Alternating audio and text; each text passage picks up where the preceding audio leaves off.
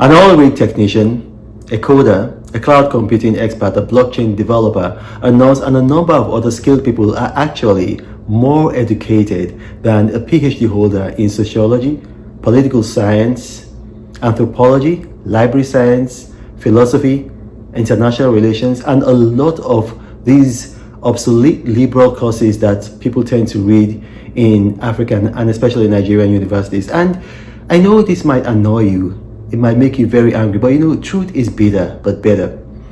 In the olden days, education was actually called a craft. And please fact check me. If you were educated, you were generally called a book craft.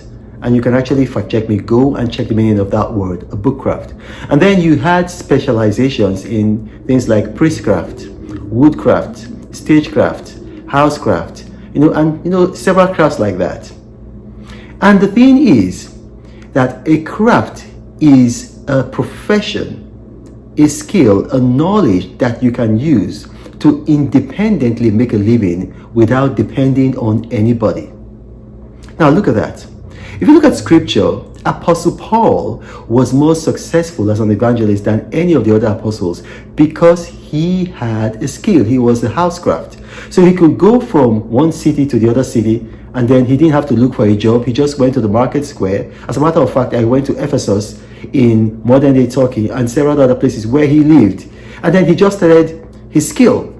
And because of that, he was independent. So when you have a craft, it makes you independent of anybody in employing yourself. But when you go to school and you read some of these courses that I have aforementioned, you don't have a craft. You have a paper certification, you have a degree, but you don't have a craft. And you cannot independently, using that knowledge, just have an income. You need a job, and jobs in those areas are very limited. And that's why a lot of people are broke. A lot of people are disgusted because they have these degrees and they think that these degrees make them entitled to jobs. But the only job that you're entitled to is the job that you can create yourself. I'm going to give you an example. Last year, the Dangote refinery, they needed 11,000 technicians. And in a country like Nigeria with 225 million people, they could not find 100 technicians. And they had to go to India to bring in those technicians because a lot of our people.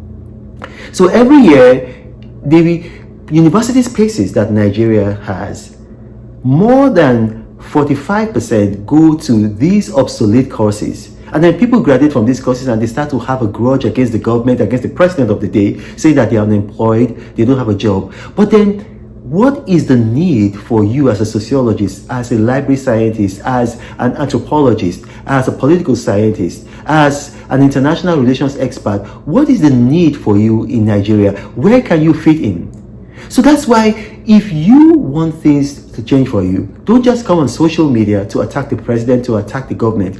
Get a skill, get a craft, because you are not really educated if all you have is just a paper certification that you have a degree in a course that cannot give you employment without anybody assisting you. So get a skill. Learn cloud computing, learn coding, learn blockchain, learn web designing, or go and become a nurse. And a lot of these skills you can actually learn online on sites like Udemy, Coursera, Khan Academy, and even there's a site for Harvard where you can actually get some of these certifications for free.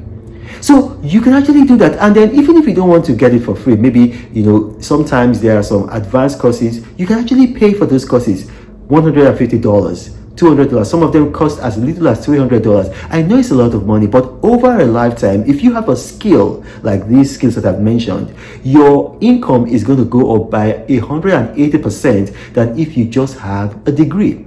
So consider that as a way out of your current economic hardship, rather than just coming online to attack, to insult, and abuse. My name is Rena Mokri. Thank you for watching, and may God bless